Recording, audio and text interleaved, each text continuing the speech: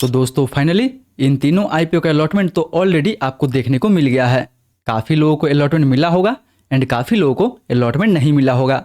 But सवाल दोस्तों सबका एक ही होगा कि हमें लिस्टिंग डे पे इन सभी आईपीओ को लेकर कैसी स्ट्रेटजी बनानी चाहिए ताकि जिसमें अलॉटमेंट मिला हुआ है उसमें अच्छा खासा प्रॉफिट हो जाए एंड जिसमें अलॉटमेंट नहीं मिला हुआ है उस आईपीओ में फ्रेश एंट्री बनेगा या फिर नहीं बनेगा।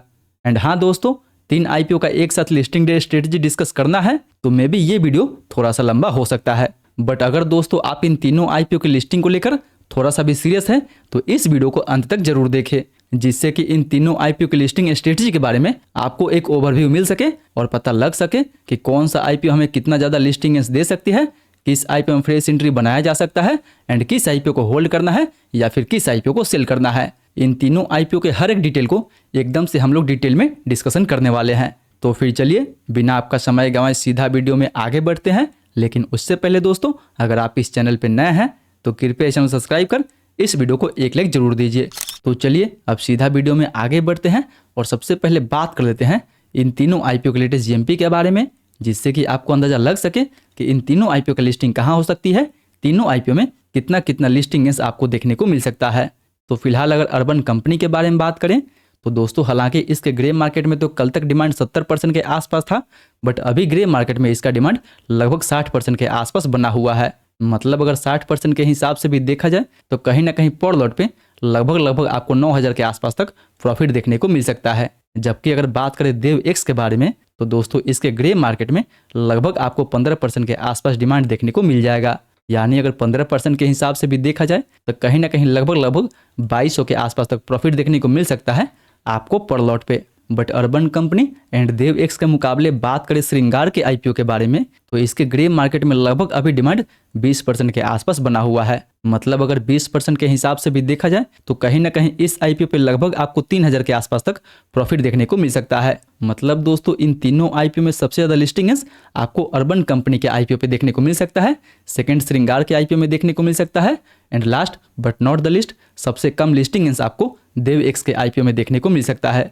हालांकि दोस्तों जीएमपी एक टेंटेटिव गेन होता है जो मार्केट को देखते हुए कभी भी ऊपर नीचे हो सकता है, जिसका रिसेंट एग्जांपल आप अर्बन कंपनी का ले सकते हैं।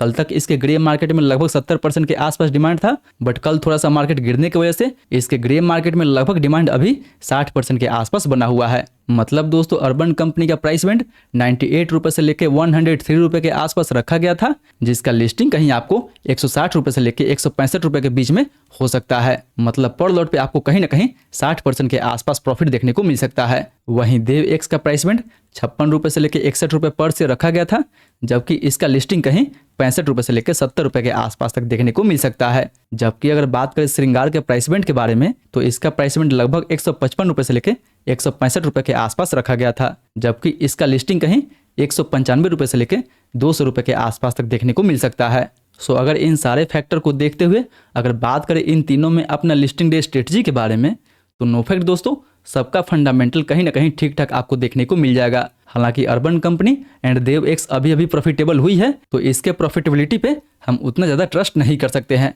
हालांकि श्रृंगार के बारे में बात करें तो दोस्तों ये जो कंपनी है ये लगातार कई सालों से प्रॉफिट जनरेट करते आ रही है, जिसके प्रॉफिट पे हम बिल्कुल विश्वास कर सकते हैं। हालांकि देव एक्स एंड अर्बन कंपनी तो एक नई स्टार्टअप है, इसलिए ये कभी प्रॉफिटेबल होते रहेंगे एंड कभी लॉस मेकिंग होते रहेंगे। बट अभी के लिए बात करें दोस्तों तो अर्बन कंपनी का टोटल इशू साइज 1900 करोड़ के आसपास था, जिसमें से रिटेल का कोटा जो था वो केवल 10% के आसपास था। मतलब 190 करोड़ का जो फंड होगा वही रिटेल के लिए रिजर्व रखा गया था। इसलिए इस हिसाब से बोल सकते हैं कि जो भी 190 करोड़ का रिटेल कोटा था वो फ्री रहेगा एंड जो भी 15% का QIB कोटा था वो फ्री रहेगा। यानी 75% इस आईपीओ के बड़े इंस्टीट्यूशंस के पास है, जो काफ़ी अच्छा माना जाएगा इस आईपीओ के लिए।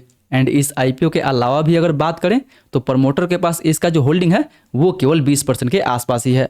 80% जो होल्डिंग है वो काफ़ी स्ट्रॉन्ग है FII एंड DII के पास है। एंड अभी सिर्फ केवल इस आईपीओ में रिटेल का पार्टिसिपेशन केवल 10% के आसपास है, जो इस आईपीओ के लिए दोस्तों काफ़ी अच्छा रहेगा। एंड दोस्तों जैसे कि आपको पता ही होगा कि ये कंपनी अपना आईपीओ 61 के पी लेके आई थी एंड अगर ये आईपीओ 160 से 165 के बीच में होता है तो भी इसका जो पी रेशियो होगा वो 98 के आसपास तक जा सकता है।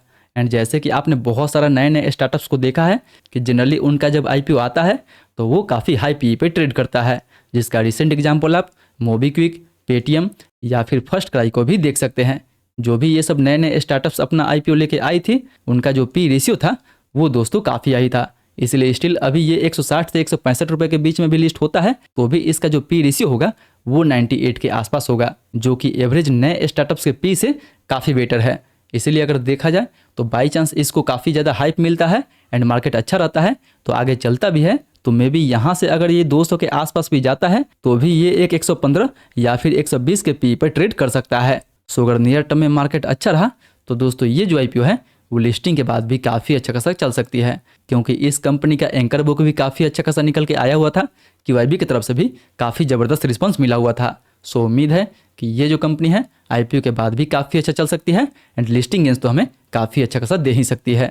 वहीं बात करें दोस्तों देव एक्स के बारे में, तो ये जो कंपनी है अपना आईपीओ ऑलरेडी 315 के पी पे लेके आ रही है एंड अगर ये 70 के पी पे लिस्ट होती है तो इसका जो पी रेशियो होगा वो लगभग 368 के आसपास तक जा सकता है। एंड दोस्तों जब ये कंपनी इतने हाई पी पे ट्रेड करेगी तो इसके अल्टरनेटिव में मार्केट में हमारे पास बहुत सारा ऑप्शंस पड़ा हुआ है, जैसे कि हाल ही का लिस्टेड कंपनी इंडिक्यूब या फिर स्मार्ट वर्क्स है। सो फिलहाल इस आईपीओ में तो प्रॉफिट बुक करना ही सेफ रहेगा। हालांकि ये आईपीओ काफ़ी छोटा है तो मे बी इस आईपीओ में आपको डायरेक्ट अपर सर्किट देखने को मिल सकता है, क्योंकि ये जो दोस्तों आईपीओ होगा वो T2+ सेगमेंट में रखा जाएगा, यानी इस आईपीओ को डिलीवरी बेस्ड सेगमेंट में रखा जाएगा। यानी इस आईपीओ को आप same day buy and sell नहीं कर सकते हैं। अगर आप लिस्टिंग डे पे देव एक्स को बाई करते हैं तो जब तक उसका शेयर आपके डीमेट अकाउंट में डिलीवर नहीं होगा तब तक आप उसको सेल नहीं कर पाओगे। इसलिए फिलहाल हमें इस आईपीओ में लिस्टिंग डे पे एंट्री लेने से बचनी चाहिए।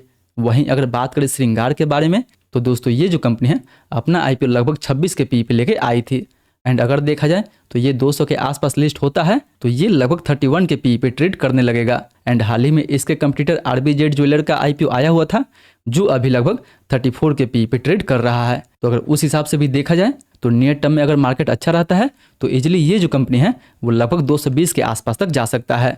एंड वैसे भी दोस्तों श्रृंगार के फंडामेंटल एंड बिजनेस भी काफ़ी अट्रैक्टिव है, तो मे भी अगर मार्केट अच्छा रहता है तो नियर टर्म में ये जो आईपीओ है वो काफ़ी अच्छा खासा गेन दे सकता है। सो इन तीनों आईपीओ में से फ्रेश एंट्री आपका अर्बन कंपनी में अच्छा बन सकता है एंड श्रृंगार के आईपीओ में अच्छा फ्रेश एंट्री बन सकता है। हालांकि देव एक्स के आईपीओ में तो हम बिल्कुल फ्रेश एंट्री नहीं बनाने वाले हैं, बट याद रहे दोस्तों कि फ्रेश एंट्री लेने से पहले प्री आईपीओ सेशन में इसके प्राइस एंड वॉल्यूम को अच्छे से एनालिसिस करें एंड उसके बाद ही कोई डिसीजन लें कि आपको इस आईपीओ में फ्रेश एंट्री बनानी है या फिर नहीं बनानी है। अगर अलॉटमेंट मिला हुआ है तो उसको सेल करना है या फिर होल्ड करना है। एंड हाँ दोस्तों, अगर आप भी हमारे साथ मिलकर इसके प्राइस एंड वॉल्यूम को अच्छे से एनालिसिस करना चाहते हैं तो उसके लिए मेक श्योर कि आप हमारे टेलीग्राम ग्रुप से जरूर जुड़े, जहाँ पे हम लोग हर आईपीओ के लिस्टिंग पे उसके प्री सेशन में अच्छे से एनालिसिस करते हैं एंड ये देखने की कोशिश करते हैं कि खुलते हैं उस आईपीओ में अच्छा खासा डिमांड आ सकता है या फिर ऊपर के लेवल से हमें सप्लाई देखने को मिल सकता है। तो मेक श्योर कि अगर आप भी हमारे साथ मिलकर प्री आईपीओ सेशन में इन तीनों आईपीओ को अच्छे से एनालिसिस करना चाहते हैं तो मेक श्योर कि उसके लिए आप हमारे टेलीग्राम ग्रुप से जुड़ना ना भूलें, जिसका लिंक आपको नीचे डिस्क्रिप्शन बॉक्स में देखने को मिल जाएगा। फिलहाल दोस्तों ये तो था मेरा पूरा लिस्टिंग डे स्ट्रेटजी इन तीनों आईपीओ को लेकर।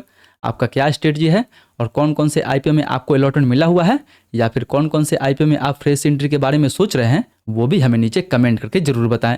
फिर मिलते हैं अगले वीडियो में, तब तक आप इन दोनों वीडियो को टैप करके प्रतीक यूरो एंड VMS लिमिटेड का फुल रिव्यू देखना ना भूलें।